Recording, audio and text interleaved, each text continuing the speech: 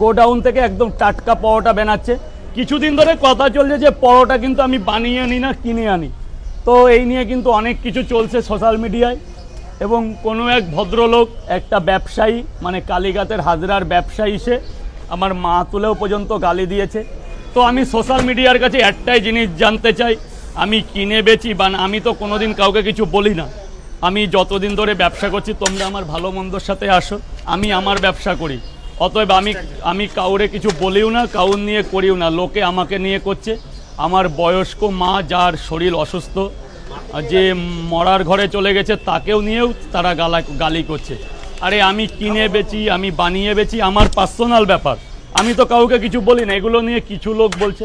আমি প্রথমে তোমাদের বললাম, তোমরা প্রতিবাদ না করলে আমি প্রশাসনিক দ্বারস্থ হতে বাধ্য হব। তো আমি বেশি কিছু বলতে চাই না। আমি চাই যে কাউর মা তুলে এরকম জঘন্যতম থেকে অশিক্ষিতরের মতো, জানোয়ারের মতন, অশিক্ষিতরের মতন এরকম মা তুলে গালি কাউকে দিও না। সেও তো কারো মায়ের সন্তান, আমিও তো, তোমরাও তো একটা মায়ের সন্তান।